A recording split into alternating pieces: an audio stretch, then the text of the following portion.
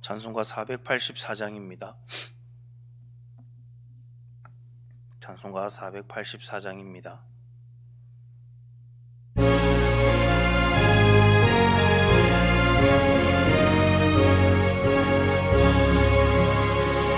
내 맘의 주여 소망 되소서.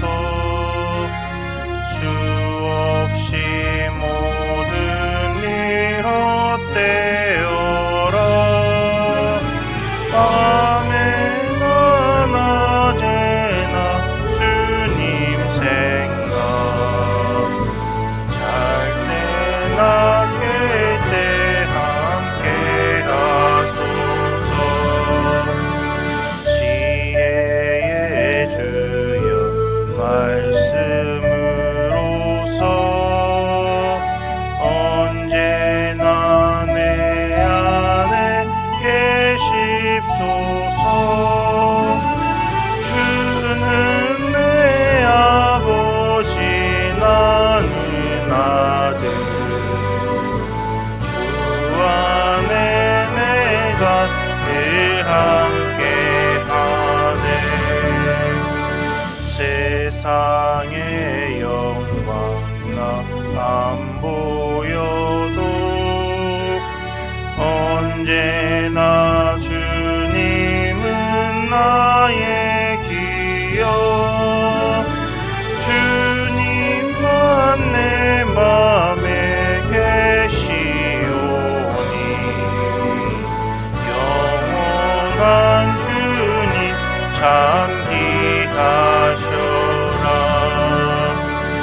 영원한 주님 내 승리의 주. 하늘의 기쁨을 주옵소서. 어떠한 고난이 닥쳐와도 만유의 주여 소망 되소서.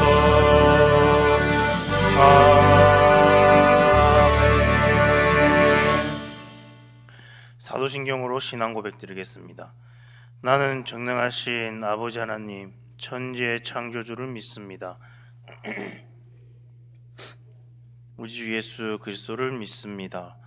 그는 성령으로 잉태되어 동정녀 마리아에게서 나시고 본디어 빌라도에게 고난을 받아 십자가에 못 박혀 죽으시고 장사된 지 사흘 만에 죽은 자 가운데서 다시 살아나셨으며 하늘에 오르시어 전능하신 아버지 하나님 우편에 앉아 계시다가 거기로부터 살아있는 자와 죽은 자를 심판하러 오십니다. 나는 성령을 믿으며 죄를 용서받는 것과 몸의 부활과 영생을 믿습니다. 아멘. 오늘 보실 말씀은 여호수아 2장 1절에서 14절까지 말씀입니다. 여호수아 2장 1절에서 14절까지 말씀입니다.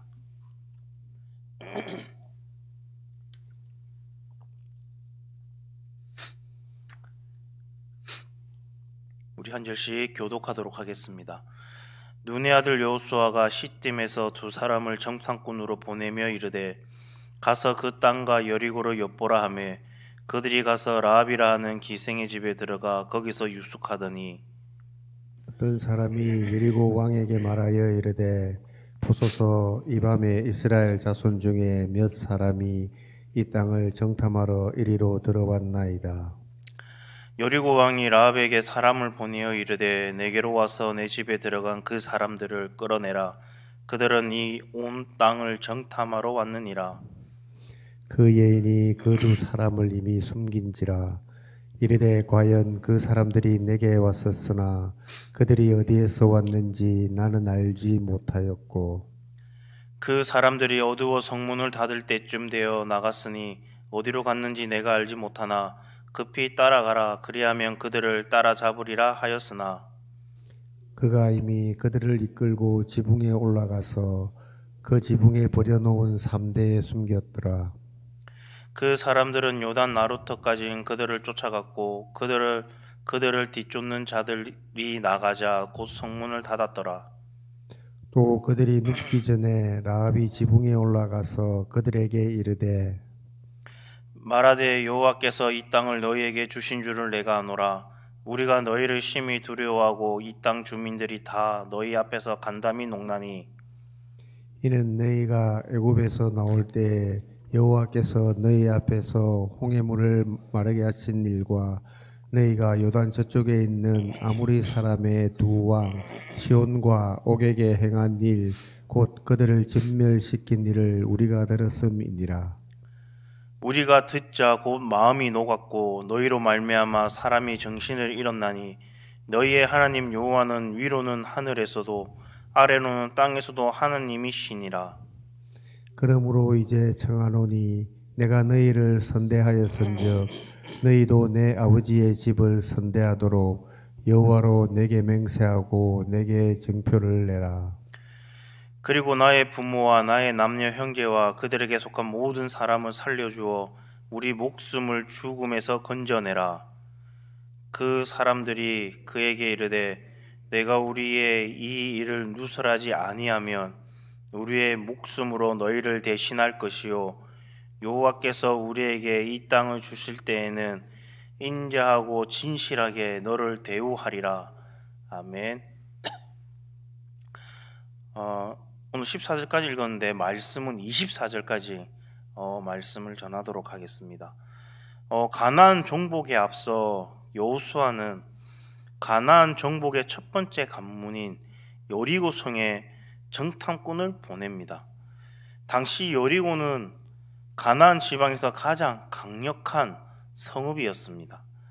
1, 2절에 보면 여호수아는 이스라엘이 진치고 있는 이 요단 동편 시딤에서 2명의 정탐꾼을 보냅니다.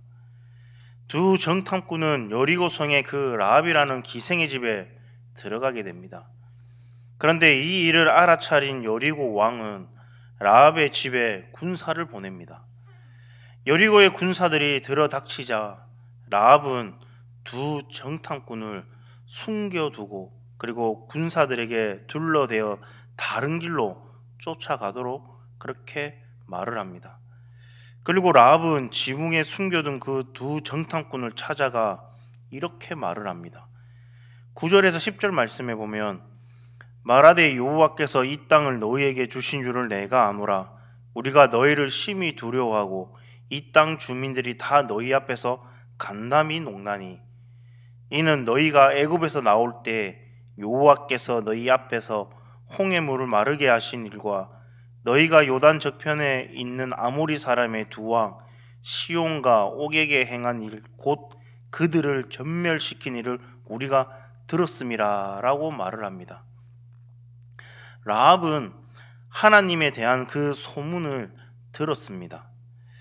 하나님이 이스라엘 백성들을 애굽에서 나오게 하시고 그리고 홍해를 마르게 하시어 건너게 한 이야기, 그리고 요단강 동편에 있는 아모리 족속의 강력한 두 왕 시온과 옥을 물리친 이야기를 들었다라는 그 사실을 말을 합니다. 동서고금을 막론하고 세상의 온갖 이야기가 떠돌아다니는 곳이 바로 술집입니다. 뜬소문, 근거 없는 그런 이야기도 많지만 그 중에서는 귀담아 들을 만한 최신 정보도 많이 있었습니다. 그런데 그런 수많은 세상 이야기가 떠도는 곳에서 이 기생 라합이 들은 이야기는 바로 이스라엘 민족과 그리고 그 민족을 이끄시는 하나님에 관한 그런 이야기였습니다. 온갖 별별 소문 가운데 기생 라합은 이스라엘에 관한 이야기를 흘려듣지 않았습니다. 그녀는 이 소문을 듣고서 믿음이 바로 생긴 것입니다. 믿음은 들음에서 난다라고 성경은 분명하게 말씀하고 있습니다. 그러나 단지 듣는다고 그 믿음이 생기는 것은 아닙니다. 듣는다는 것은 말을 귀담아 듣고 마음에 새겨 둔다라는 그런 말입니다. 라합은 하나님께서 이스라엘에게 행하신 그 일을 듣고 그 이야기를 마음에 담아 둔 것입니다. 그리고 그녀는 이렇게 고백을 합니다. 11절 말씀에 보면 우리가 듣자 곧 마음이 녹았고 너희로 말미암아 사람이 정신을 잃었나니 너희의 하나님 여호와는 위로는 하늘에서도 아래로는 땅에서도 하나님이시라 라고 고백을 합니다. 라합은 하나님만이 땅과 하늘에서 유일하신 신이라는 그 믿음을 고백을 합니다. 라합은 하나님에 대한 그 소문을 들었고 그것을 마음에 담아두고 있었습니다. 그리고 그녀는 마침내 믿음을 갖게 되었습니다. 이처럼 믿음은 듣는 것에서부터 시작됩니다. 아무리 훌륭한 믿음의 소유자들도 처음에는 다 듣는 것에서부터 시작을 합니다. 듣지 않고서는 믿음이 생길 수가 없습니다. 그래서 우리가 하나님의 그 말씀을 계속해서 읽고 그리고 들어야 할 이유가 바로 여기에 있는 것입니다. 오늘 우리는 너무 많은 이야기들을 들으면서 살아갑니다. 말의 홍수 그리고 정보의 홍수 속에 빠져서 살아갑니다. 그러다가 보니 너무 많은 소리를 듣다 보니 대충 흘려 듣기가 일쑤입니다. 그래서 요즘 현대인들은 말이나 글이 조금만 길면 대충 간단히 듣거나 읽고 넘어가려고 그렇게 합니다. 그러다 보니 하나님의 그 말씀도 대충 흘려 듣는 경우가 많이 있습니다. 좋은 설교 말씀도 넘쳐나니까 그냥 듣고 지나칩니다. 그렇지만 하나님의 그 말씀만큼은 절대로 흘려 들어서는 안 될 줄로 믿습니다. 우리는 귀담아 들어야 될 줄로 믿습니다. 이는 곧 마음으로 듣고 마음속에 담아두는 것입니다. 우리는 하나님의 그 말씀을 마음으로 듣고 마음으로 받아들여야 될 줄로 믿습니다. 오늘 라합은 듣는 자의 본을 우리에게 보여주고 있습니다. 그녀는 하나님에 대한 그 소문을 귀담아 들었습니다.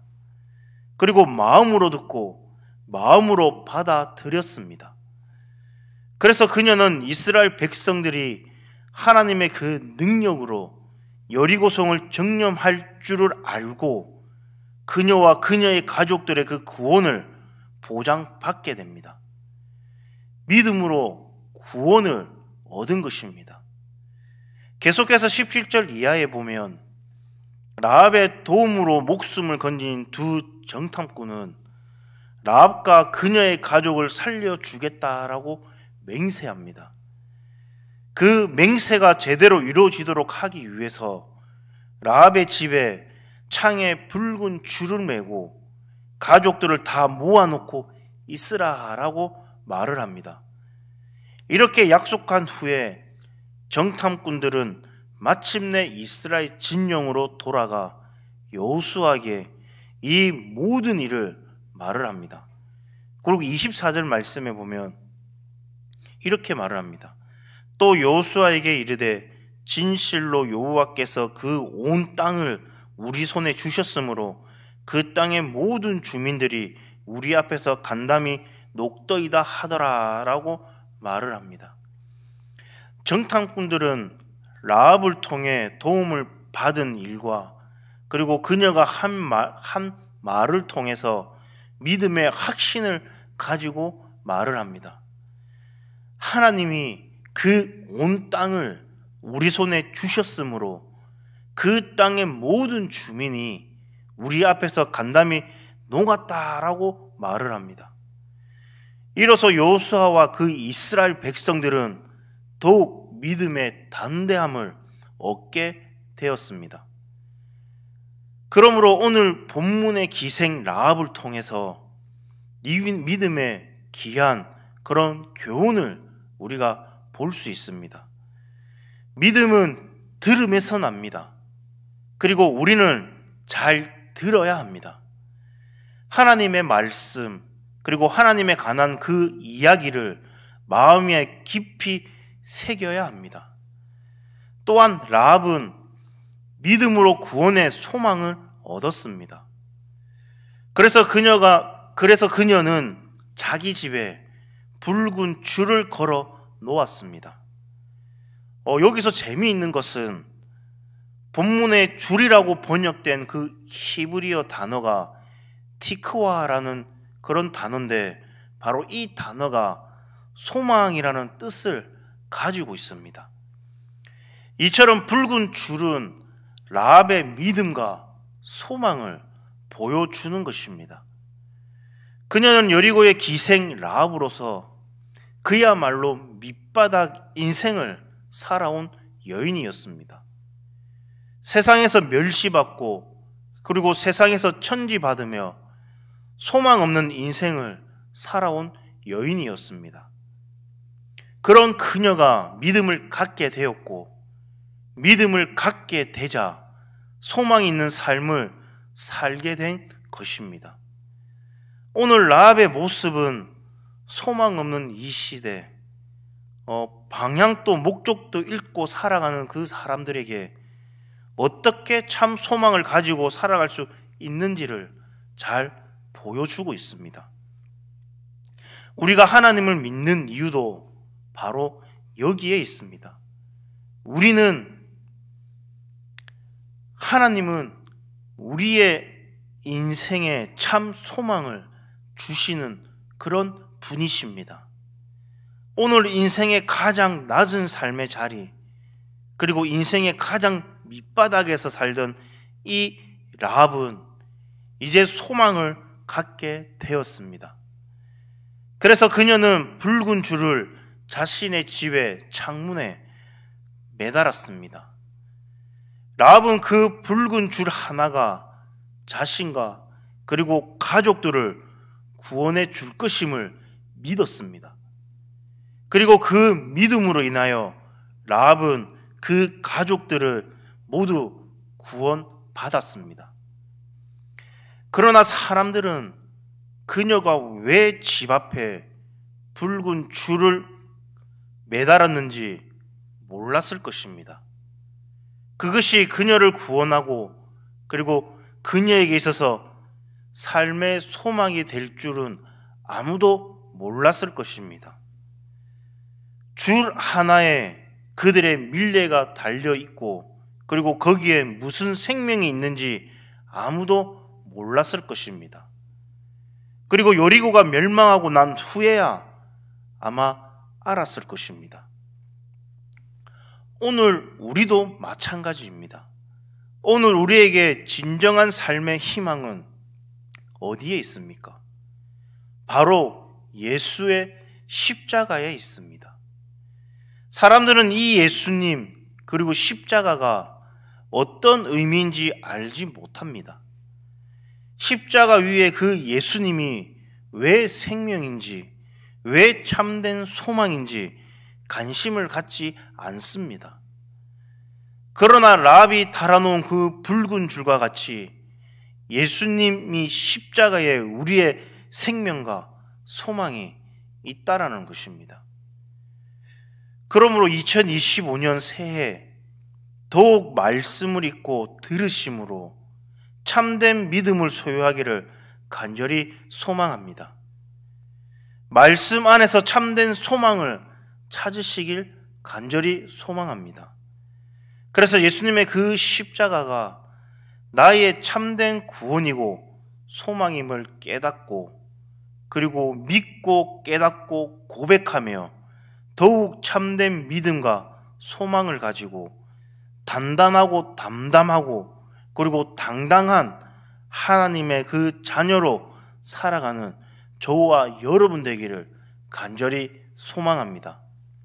기도하겠습니다. 하나님 아버지, 오늘 라합의 이야기를 통해 믿음의 소중함을 깨닫게 하심을 감사드립니다. 우리도 세상 속에서 믿음의 선택을 해야 할 때 라합과 같은 용기를 하나님 주시옵소서. 당장의 어려움이 두려워 타협하지 않게 하시고 하나님의 그 뜻을 따르는 결단 있는 믿음의 사람이 되게 하나님 인도하여 주시옵소서. 우리의 작은 믿음의 선택이 하나님 나라의 귀한 역사가 되게 하나님 인도하여 주시옵소서. 이 모든 말씀 예수님의 이름으로 기도드립니다. 아멘. 하늘에 계신 우리 아버지여, 이름이 거룩히 여김을 받으시오며 나라가 임하시오며 뜻이 하늘에서 이루어진 것 같이 땅에서도 이루어지이다. 오늘날 우리에게 일용할 양식을 주옵시고 우리가 우리에게 죄 지은 자를 사하여 준 것 같이 우리 죄를 사하여 주옵시고 우리를 시험에 들게 하지 마옵시며 다만 악에서 구하시옵소서. 대개 나라와 권세와 영광이 아버지께 영원히 있사옵나이다. 아멘.